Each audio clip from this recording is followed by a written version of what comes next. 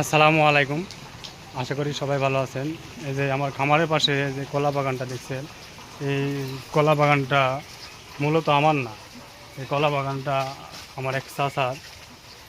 সে আমার চাচার মধ্যে যে প্রতিভা আছে, আমার এই চাচা নিজ হাতে এই কলা বাগানটা তৈরি করেছে।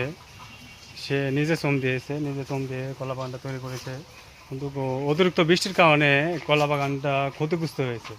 অনেক কলা গাছ ভাঙে গেছে, অনেক কলা নষ্ট হয়ে গেছে।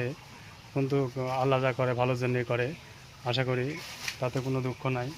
মানে যদি আপনার বাড়ির আশেপাশে যদি ওই ফাঁকা জায়গা থাকে, তাহলে মূলত এই কলা বাগানটা এমন একটা, মূলত এত খরচ না, কলা বাগানে এত খরচ না। মূলত যদি মানে আপনারা যদি চান, তাহলে হয়তো বা আপনারা আশেপাশে দিয়ে কয়েকটা গাছ লাগা দিলে আপনারা হয়তো বা সফলতা হবেন। আশা করি কয়েকটা গাছে কলা বাগান যদি তৈরি করেন, তাহলে হয়তো বা পরবর্তীতে আমার মনে বলে যে আপনারা আরও বেশি করে কলা বাগান তৈরি করতে মন যাবে। খালি কলা বাগান নাই, যে আমার চাচা কিছু মরিচ গাছও লাগাইছে।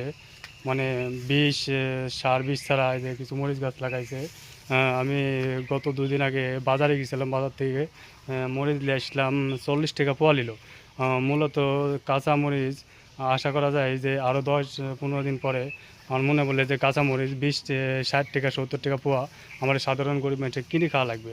কিন্তু যদি আপনারা ওই অলসতা যদি না করে ওই বাড়ির আশেপাশে যদি 20-50টা যদি গাছ লাগান, আমার মনে বলে যে আপনারা এই যে মরিচ ছোটোখাটো ফ্যামিলি 20-50টা গাছ লাগালে আশা করা যায় ইনশাল্লাহ আপনারা খেতে পারবেন, ডেলি টাটকা টাটকা মরিচ খেতে পারবেন। এই যে অবশ্যই যে মরিচ ধরেছে, এই যে মরিচ আসছে, এই যে মরিচ দেখতে পাচ্ছেন। যদি আমার ভিডিওটা ভালো লাগে থাকে, সবাই লাইক ও শেয়ার ও কমেন্ট করবেন।